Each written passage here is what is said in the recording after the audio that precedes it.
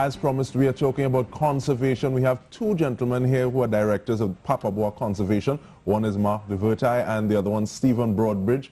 We also have some other interests on the table, and we will lay all those interests bare. We'll show what is happening with them. But gentlemen, we want to thank you so much for being here, and we want to talk about Chaguaramas, what is happening there. So I see the chairman of CDA saying that it is not a done deal. This is the hotel plan for tracking station under fire. I'm wondering, what is the importance of Chaguaramas to ecological interests? Well, Chaguaramas hits home to a lot of important flora and fauna. So these are animals and plants. Yeah, for instance, red howler monkeys there. There's ocelot.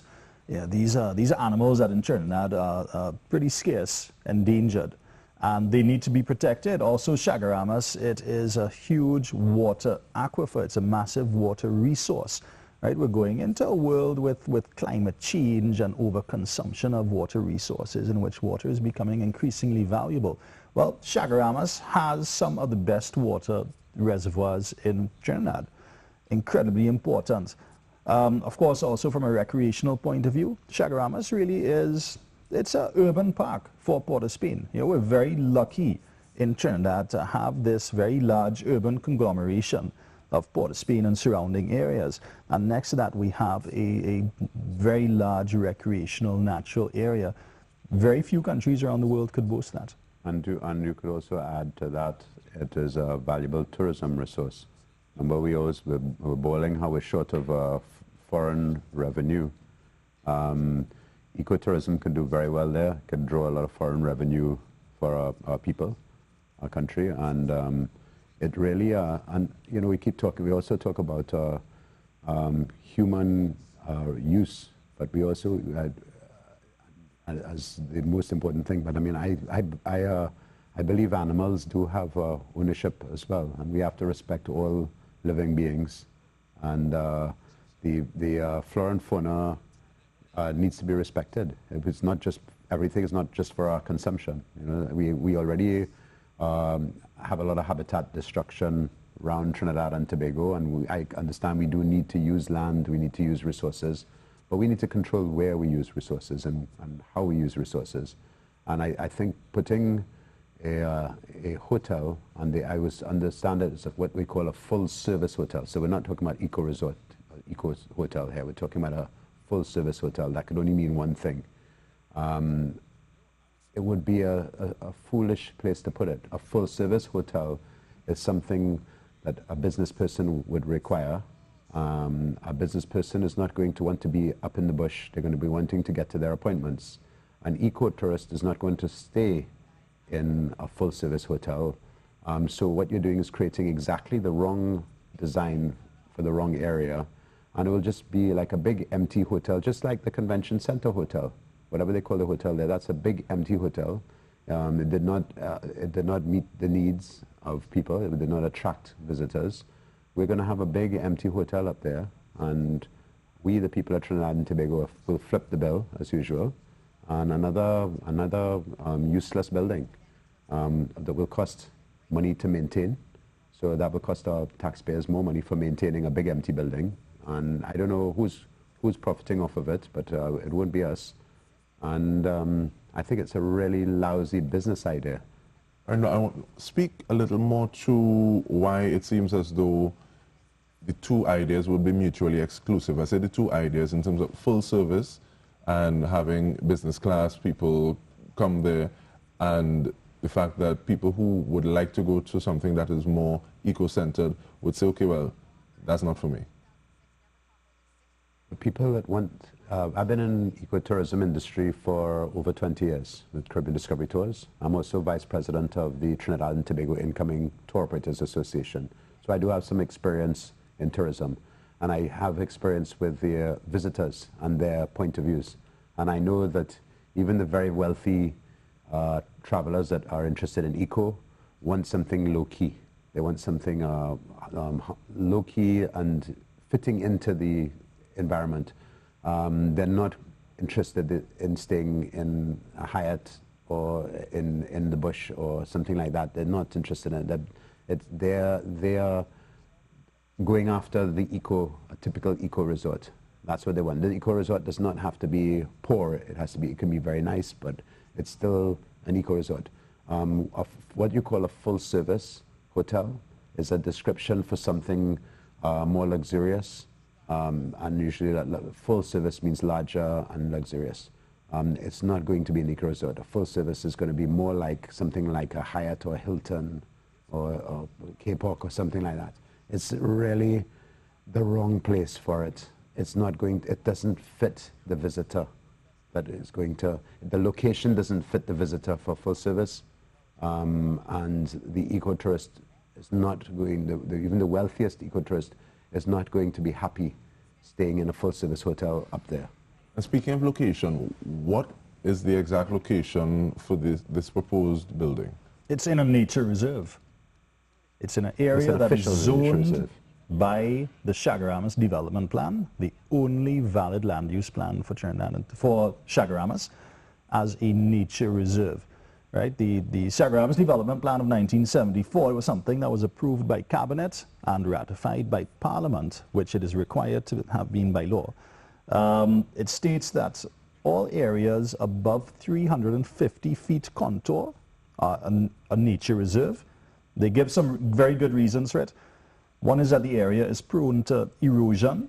So once you start removing forest cover there and building there, you create landslides, you create erosion, which of course is going to affect the water supply. It's home to important flora and fauna. Maintaining the hilltops as they are now, it's important for aesthetics, for the scenery. Right? I went to the golf course 1 or 2 days ago, stood in the middle of the golf course in Chaguaramas and just looked around and you just see green hills. And I took 1 or 2 photos of, you can see the satellite dish from the old tracking station. And I took 1 or 2 photos of that and just tried to imagine what that would look like with a big hotel building planted on top of that ridge. And, you know, it would destroy the entire ambience of Tucker Valley. You carry me back to people actually speaking about literally seeing the San Fernando Hill being reduced in height. But we take a break. When we come back, I want to talk about what that means for the flora and fauna that will still be around in the environment, as well as some of the other dissenting voices and what they're saying. Stay with us. Good Morning Trinidad and Tobago comes back after this.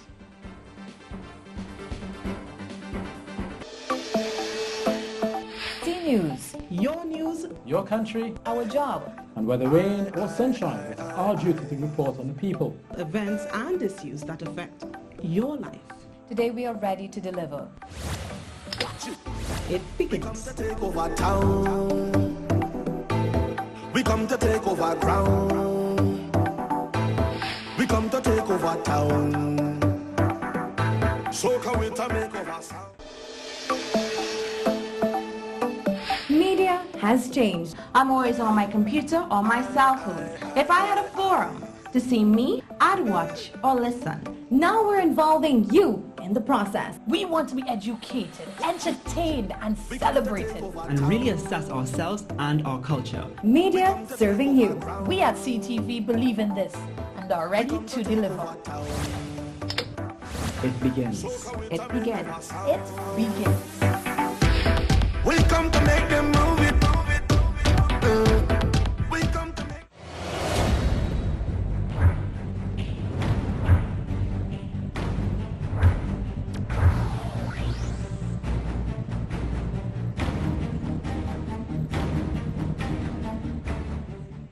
Frontline on Talk City 91.1 FM, Monday to Friday, 8 a.m. to noon with Ria Ruchansing. An informative, educational and inspirational show that discusses a variety of topics from social issues to the law, to education, to religion, health and your well-being, and you also have a chance to voice your opinion in Frontline's open forum. Frontline, 8 a.m. to noon every Monday to Friday with me, Ria Ruchansing, on Talk City 91.1 FM.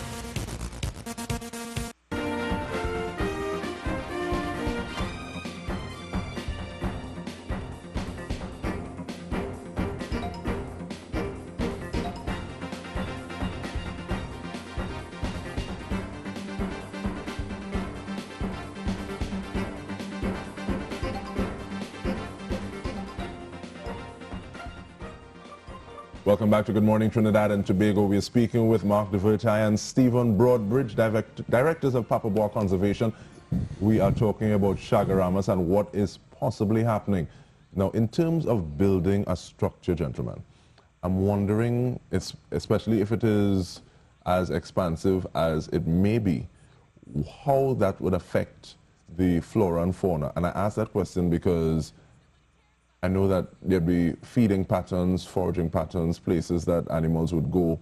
If there's now a structure there, animals going there in the first place, where they were, would they be considered pests? How do they treat it? I would first of all consider the fact that a hotel going there is obviously going to add things that were not there before, including noise pollution, light pollution, and whatever else comes from it. But I mean, if you put lights, they're obviously going to affect the wildlife. Mark had mentioned off air before that insects would be attracted to the lights, and quite right. But you also have to understand that the things that forage on the insects are going to be attracted to the insects that are following the light. It's going to bring a lot of wildlife onto the doorstep of the hotel. I imagine the staff of the hotel will not be too happy when the whole food chain starts showing up on the doorstep, and they'll probably just select things to kill, like snakes and all that, but all these are part of the ecosystem. So there will be an impact, but you also have sound. Hotels tend to attract sound when people like to have weddings and things that there, and there will just be the normal sounds as well, but it will create something that wasn't there before, and that would be negative. Also, the removal of trees. The water flow is something that I would worry about. Every time our northern range and any of our mountain ranges in Trinidad are valuable reservoirs of water. We should avoid destroying forest on the mountains as much as possible, at any mountain in Trinidad, because those are our reservoirs. And the reservoirs don't only affect human beings, they affect the wildlife downstream and flora and fauna downstream. So we should be very concerned about our water resources, but also the imbalance that the hotel would create there. And it is just a very, very negative thing. I think that Chaguaramas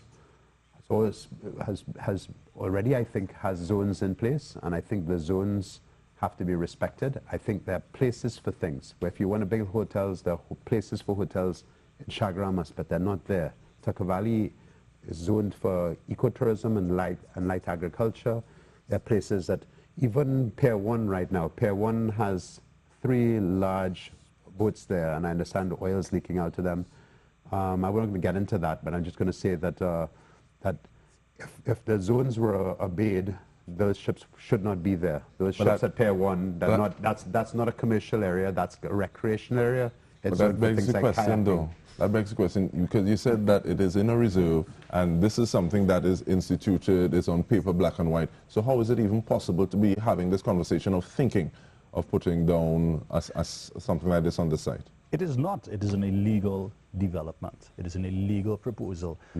About 10 or 12 days ago, the Minister of Planning and Development was in the news because she had, she'd basically found, or the CDA board had found that I think 21 or 22 leases that were given out by the previous regime were invalid. One of the reasons that was given is that they were in conflict with the Chaguaramas Development Plan of 1974. So it is incomprehensible that a few days after that an ad appears in the paper from expression of interest by the CDA board to put a hotel in a nature reserve. And they backtracked a little bit afterwards and said it is an eco hotel. Not to worry, guys. Trust us. Trust us. A full service is not an eco hotel. It's just, technically it's not, there's no such thing as a full service eco hotel. You know, I think the wool is being pulled over our eyes. Absolutely. The crew of the matter is that it is an illegal development, right? And they can basically put up smoke screens about, oh, don't worry, we're going to get approval from the EMA, and if they do not give approval, we will honor that decision. That is all irrelevant. It is a nature reserve. They need to stick to the law. The law is equal for everybody in Trinidad and Tobago. And don't forget, we're setting a precedence here. If they build a hotel there, they would have to change the law. They change the law, where does the protection go for all the other ridges? You know, they're setting a precedent. They could change the law. They could go and quietly say we'll get rid of this law so we can build our hotel. Then every other ridge is in danger. The whole Tucker Valley area will be in danger from development. And you know, this is going to set a precedence. Gentlemen, you are not the only people speaking about this. Who are some of the other dissenting voices? Well, I mean, over the period that different plans have been proposed, right? There was the master plan under the PP government, which they acted upon illegally. Again, I'm going to use that word a lot in relation to this development here. Basically, thousands upon thousands of people came out. You know, you have cyclists, hikers, you have other leaseholders in Chaguaramas. There are a lot of people, just citizens of Trinidad and Tobago. You have to remember that CDA Act says that the CDA, that Chaguaramas is to be developed for the benefit of the citizens of Trinidad and Tobago. It's not the benefit of CDA board members, not the benefit of the government, not the benefit of developers, not the benefit of banks, the benefit of the citizens of Trinidad and Tobago. And we have to take biodiversity into consideration. We have to take profitability into consideration. It has to be a balanced development plan. And you know, some people have been saying, oh, you guys are against development and we want to develop this area as an ecotourism area to earn foreign exchange. We fully applaud that, but we also say that we have to stick to the law. You do not develop ecotourism by destroying exactly that what you would use to attract tourists, which is your nature reserve. There are areas, as Stephen said, there are areas in Chaguaramas that have been zoned for hotel use.